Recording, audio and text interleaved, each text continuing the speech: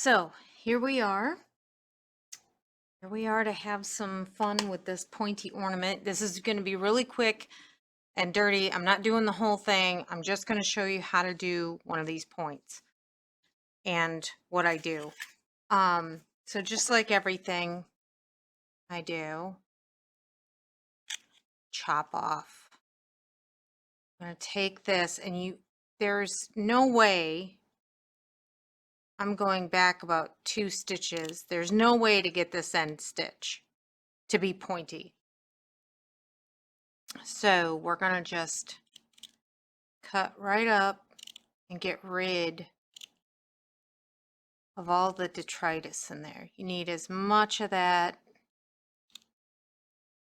as of the waste canvas gone. Go up like this, deep dart. I'm going to go back in and I'll address that later since I'm not really doing that right now. I'm dealing with points. So we've got that out of there. Gonna keep you have to take this a lot closer to this edge, the waste canvas, but right now I'm gonna cut. That's about 2 stitches back, same place I did that. And I want you to just keep the long stitches. Okay, you keep all the long pieces that are connecting it, right? I think somebody in the comments of the post for why we're doing this made this suggestion as well, which is exactly what I do. I do try to trim them down just a skosh more.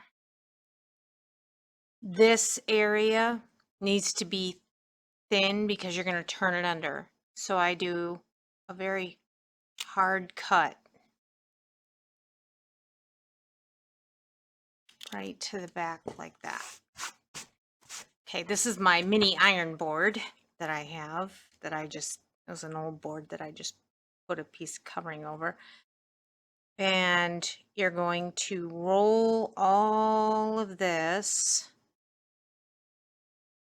back. Okay, so like I said, you're losing one, two, about 3 rows of that point. Okay. Oop. Oh, this is really quick and not. I'm going to go ahead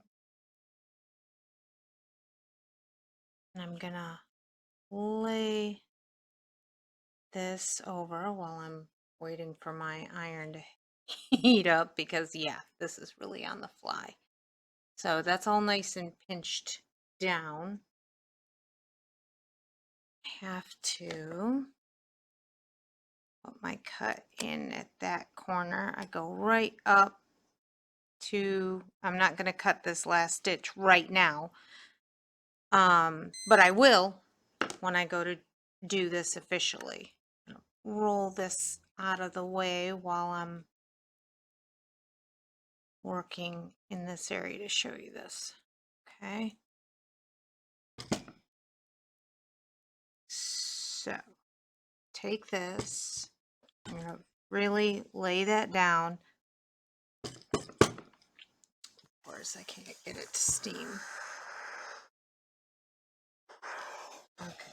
So I want to lay that and I'm going to press that right down nice and tight. Okay. That's 1, 2, 3 back. Okay. So now I'm going to roll this edge over that I've already done. I'm going to do the best I can to steam that down. Because to get a shaped ornament, I always do this so that I can lay it down and trace around it for my initial outline on my foam core, mat board, whatever I decide to use. And check this. Okay, so this is flat. Rolled that just a little too much there. Okay.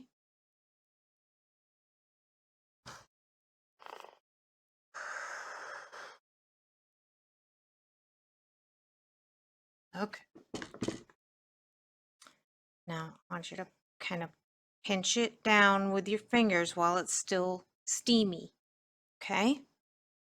Let me move my mini ironing board because now we got to cut. And when I'm tracing my initial shape, I always trace this side down because I'm going to bevel it. X-Acto knife and heavens to Betsy, where's my pen?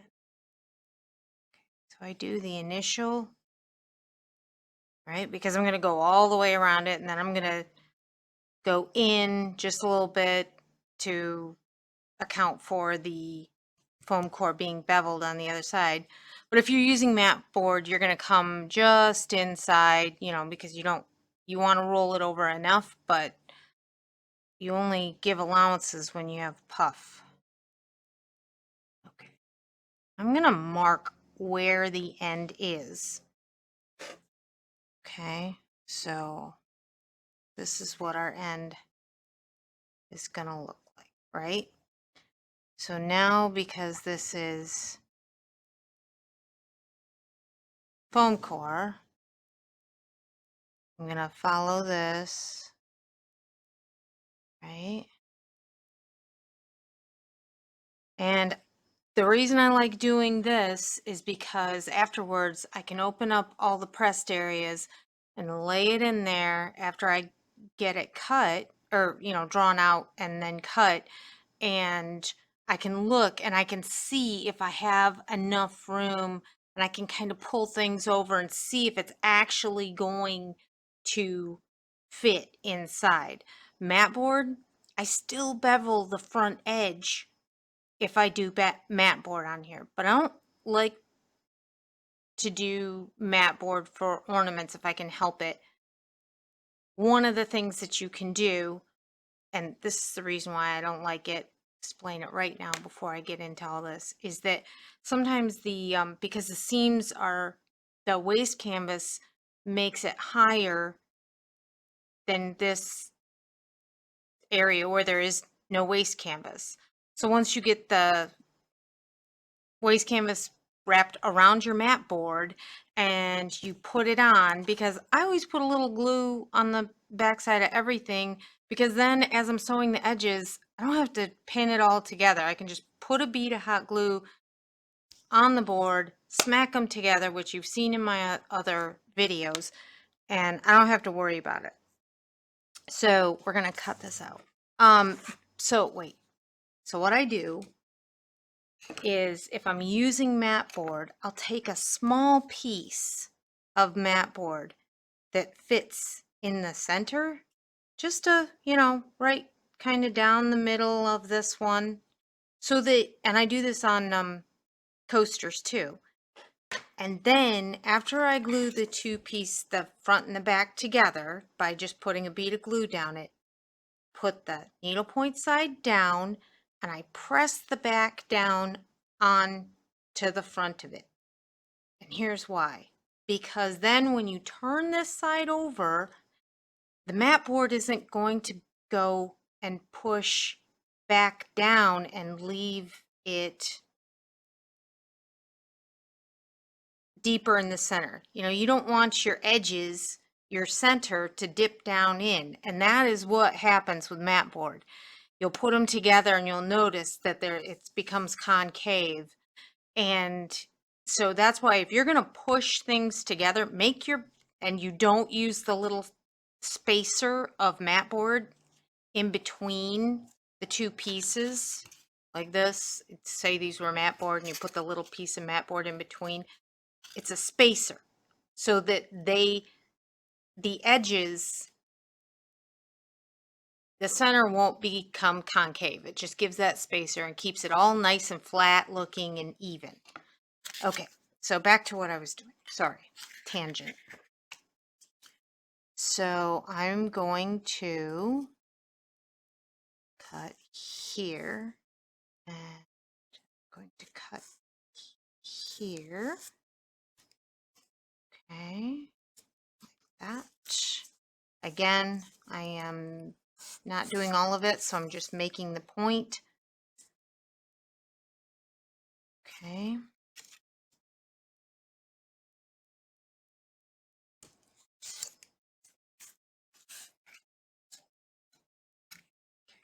And because this is actually the one rare exception that I'm going to use mat board when I do this piece, and that is because these darts back in here.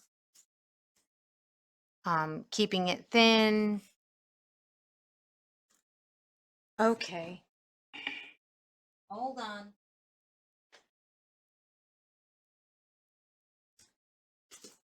Let me just show you.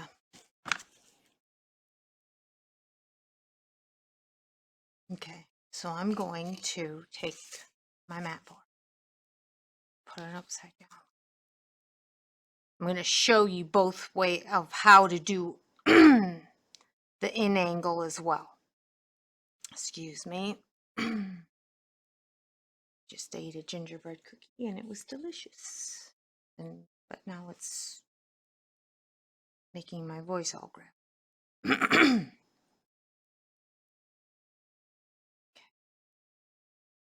So now we go this.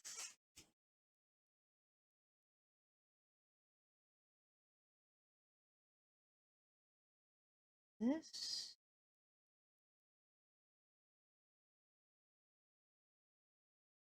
Put a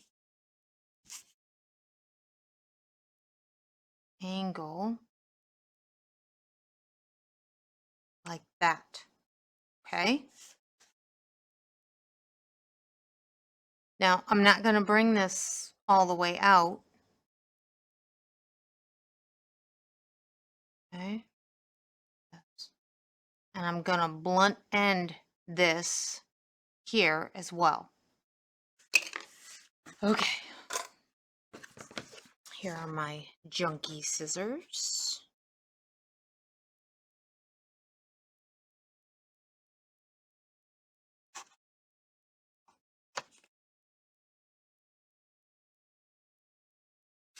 Because I am, oop, and I went right past it. Dang nation.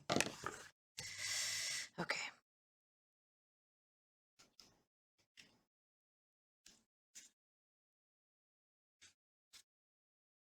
Ding. Somebody's trying to get a hold of me.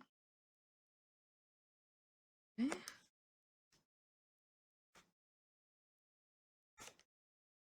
Just gonna take this like that. Okay. And we blunt end here. Okay. I'm gonna take this edge back. Oop, sorry. Oh my gosh, here I am cutting and you can't even see me. This is where working with the camera kind of sucks.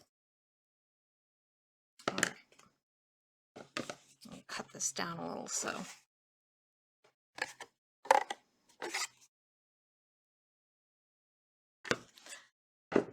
Okay. Ready? Oh, you're not ready. What didn't we do? Sorry, this was a scratch paper as well, I guess. Bevel that edge. Doesn't have to be for perfect 45 degrees. It just needs to have that hard square edge taken off. Okay.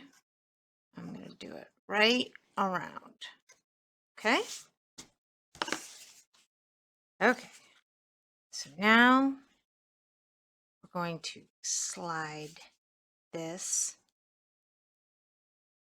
right in. Right? Right. Okay. And look at that. So when you put your back piece on though, it's going to support that tip. You get a nice pointy end, and there's really not that much to it. Okay, definitely going to want to use that spacer though. So when you put the fabric on, make sure you do it the exact same way where you kind of make tight angles and you push it up. Okay, here we go on. Oh my gosh, what are we going to do with that ugliness?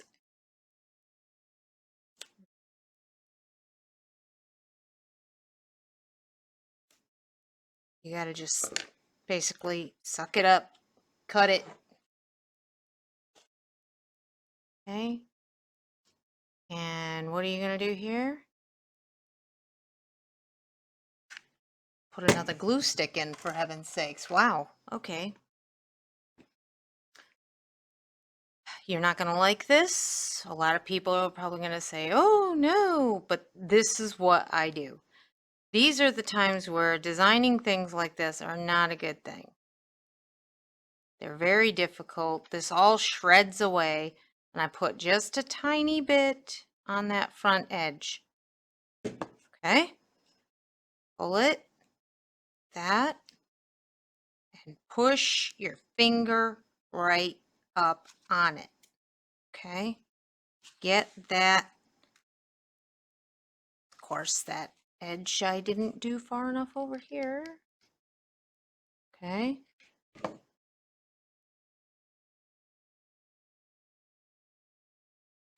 All right. All right.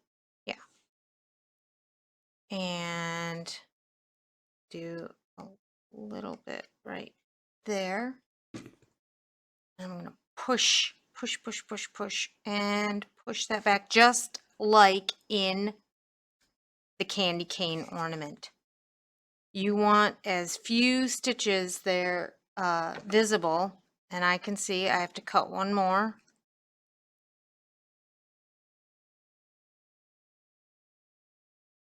Try not to cut the main and just the little side in between one.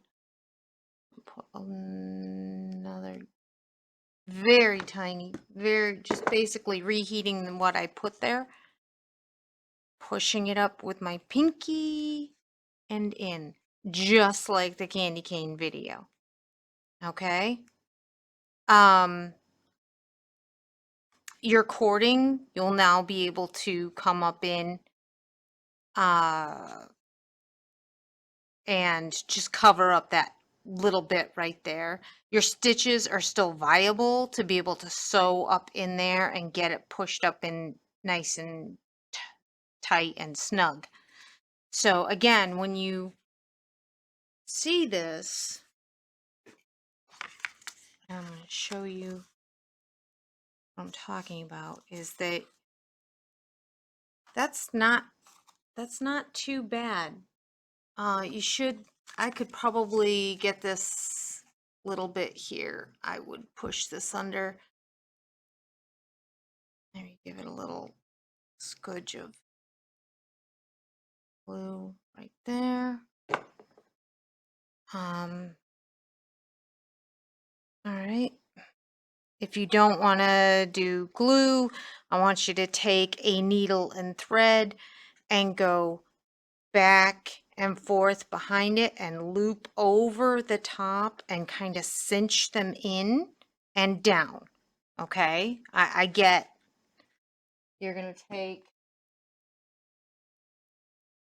geez, all I have is curved needles here. This is the one time where you're gonna want a flat needle, and you're just gonna come in here. All right. Yeah.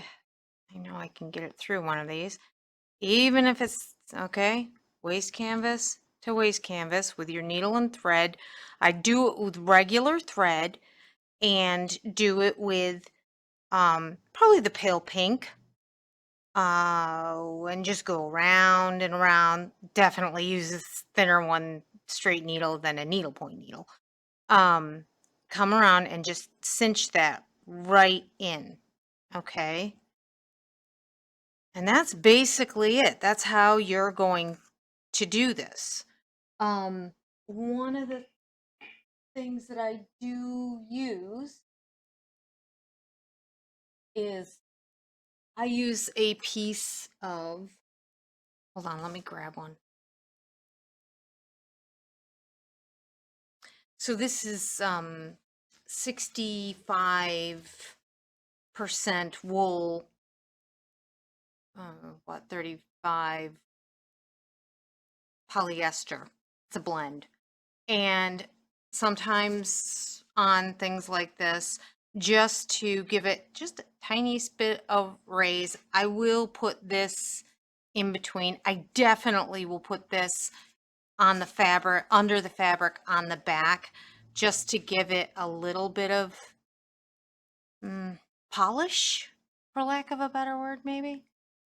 But that would only come down to about there on each point, because it's too difficult to get that fluff way out there. And that'll make that arch up anyway.